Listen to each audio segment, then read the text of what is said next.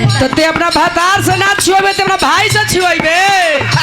हाँ सावन के दिन पूर्णिमा के ही छुआई राखी बंधवाई राखी बानी आउ बंधवाई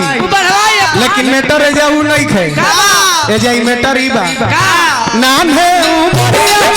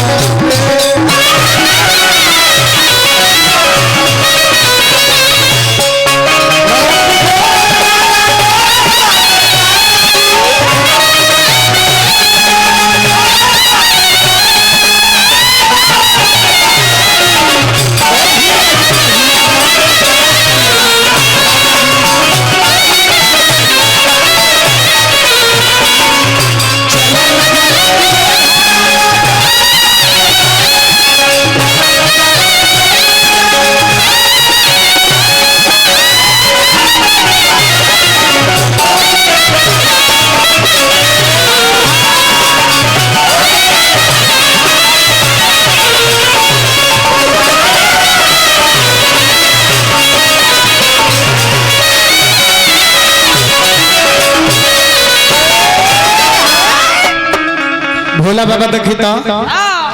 ओपल से गुजरल बानी इद्रिस उहो के साथे भइल बा बर्दाश्त ना भइल अपन बीतल कहानी याद आइल जब याद आइल ह त पंसौआ गच से अपना बगली से निकाल के दिहनी गच से दिल से हार्दिक अभिनंदन करो आ सुन तेहू भोला बाबा के गोर लाग तेहू गोर लागले आ नामे भोला ना हो ई असमन जनी ह कि साचो भोले ना थवे त जाके उनका पत्थल छूले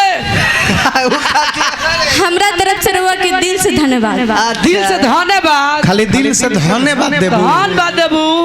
आज हरिया देबू ते पतालवा देना दे ओ बाबा है उनका के धन्यवाद मन दे उनका के प्रणाम कर हाँ शिवलिंग छू के गोल लगले रउआ के नमस्कार। अरे हमरा तरफ से कोई गलती हो गई तो माफ कर दे 2 मिनट के काम बहुत गलती तुरंत 5-5 मिनट के अंदर माफ कर दी बलमुआ जाना फेरा में लागल बाड़ो तो हम तो अपने जानो तनी तू खेलल खाइल आदमी बाड़ो आ हम अभी बच्चा बानी अच्छा ये अभी बच्चा भी है हां कितना फुलवारी में जाके खइले होई हो हां वो तो फल लगी फुलवारी में तो खइबे न करे अरे आम के दिन बा महाराज आम के दिन तो औरतिया कहतिया हमारा दुखाई तहरा कैसे मजा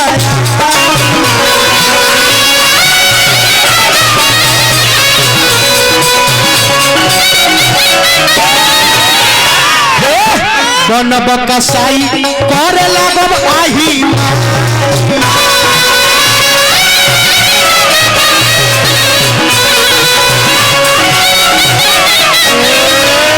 अभी तो नूर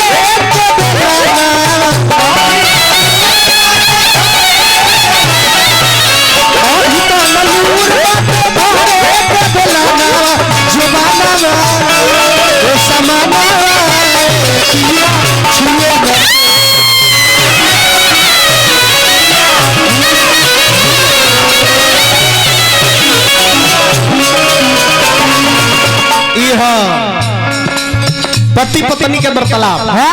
हाँ भोला बाबा ये नारायण भैया टीपू भैया बानी कि ना बानी नु देखी बड़ा दूर से कलाकार एगो आयल बनी हमने के बीच में इनकर नाम है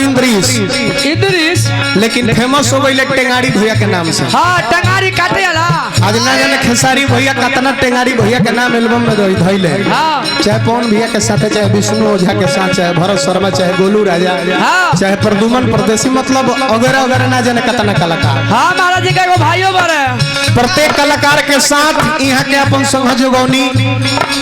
आज हमरो साथ उपस्थित बानी दिल से धन्यवाद। तनी अपन कलारनेट से सेवा प्रस्तुत करी आ हमारा छपरा जिला में रहुआ वो बलिया जिला से चल के आयल बनी। स्वागत बात देवनारायण भैया मुखिया जी के ओर से 500 रुपया पुरस्कार, हार्दिक अभिनंदन। ऐसा तनी हे साइड आओ भैया के कलाकारी चले दा। अब भैया तनी मारी तो मिजाज में हम बानी रहुआ हेल्प में। आई तो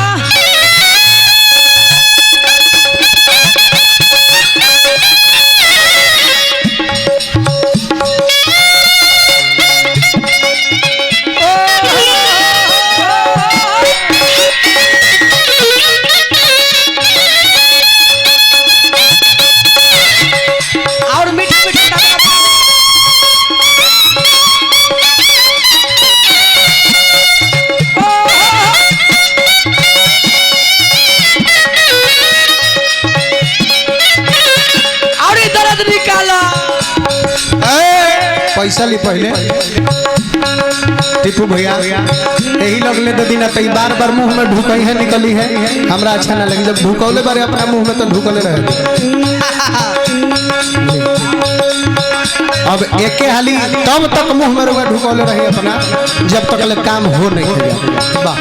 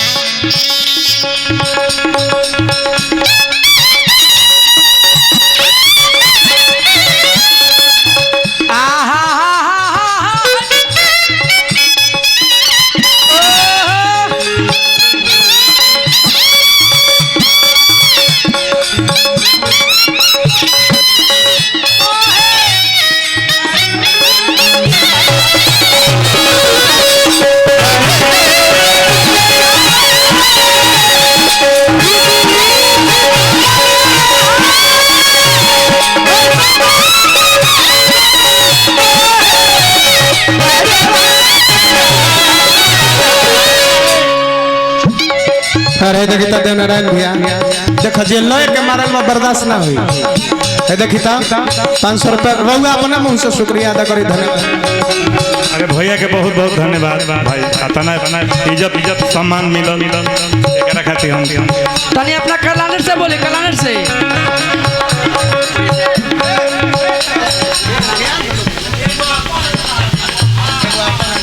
इस छपरा जिला लयदार हरुआ तो पहले से जानता नहीं।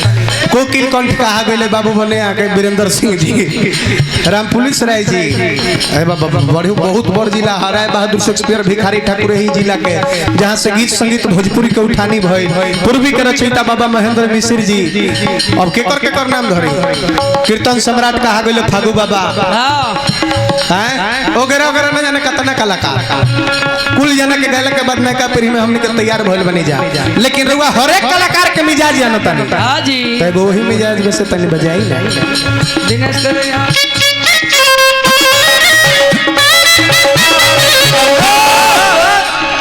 ये कौन लय है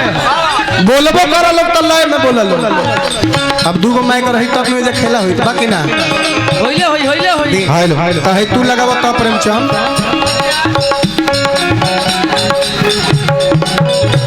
रहा है लगाओ माइक आई लय हुए है और तनी पीछे बहुत पुरान लय बजौनी फिल्मी लय है। बड़ी सुंदर लय भोजपुरियों में लय के गावल गल लेकिन पहले फिल्म में लंच भय रहे। बोल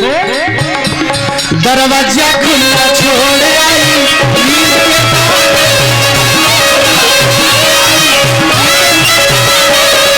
जब मेरी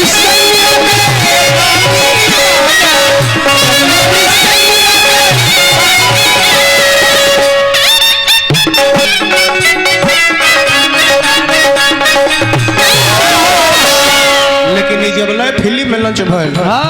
तब भोजपुरी के बहुत सुंदर गायक कहालन हमारे जिगर के टुकड़ा बड़े भैया पवन सिंह जी। उहो उनका से बर्दाश्त न भलता उहो गा देला तल्ला में चाबी डाल दो ओहो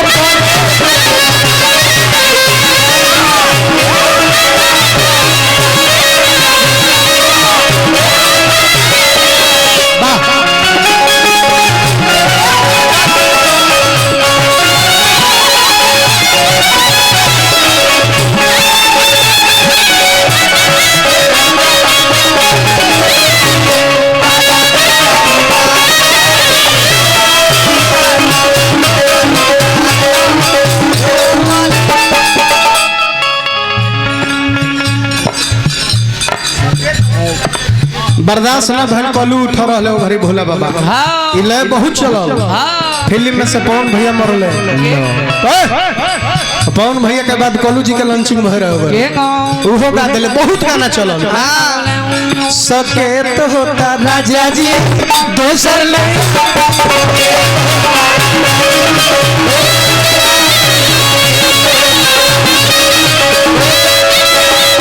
लेकिन औरतिया कहतिया सुरहो सिंगार को के सजिया पबैठा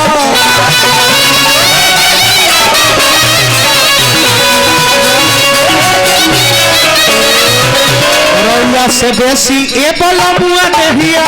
आई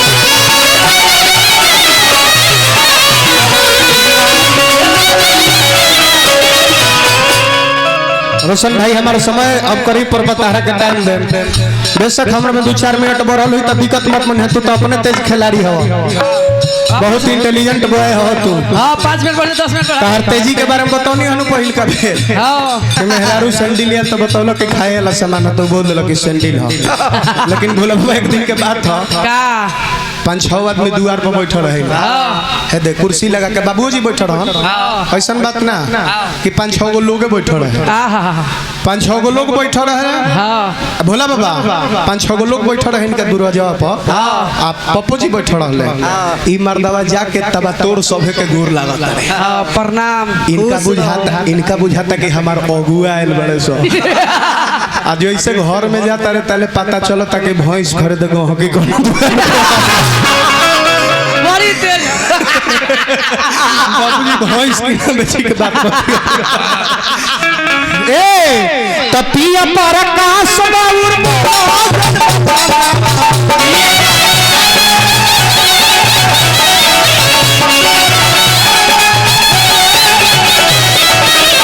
देखो मैं फिल्म में एगो और हमने के प्रमित जाने भरी हमने के गीत संगीत शुरू कइले बनी जा विवेक डॉक्टर साहब परसा से चल के उपस्थित बनी एगो मेलडी के सम्मानित करी बड़ा रुआ घूमतनी कलाकार लोग के साथ हर कलाकार के साथ विकास विश्वास करे वाला हमरे डॉक्टर साहब एगो माला हम भैया के दे हाँ अच्छा वो ना लोग का धन्यवाद धन्यवाद धन्यवाद धन्यवाद तपिया पर आकाश बाउल भजन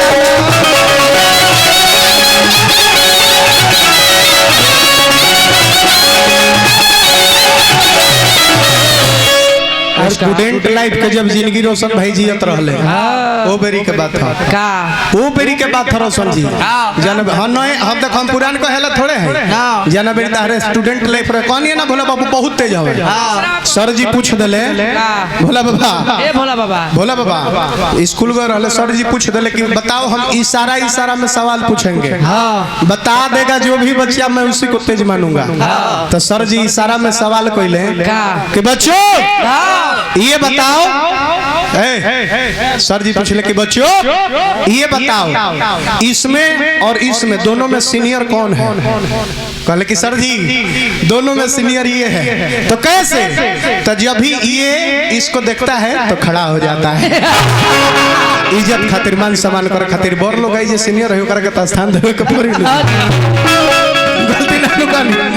तो फिर हमारा काश और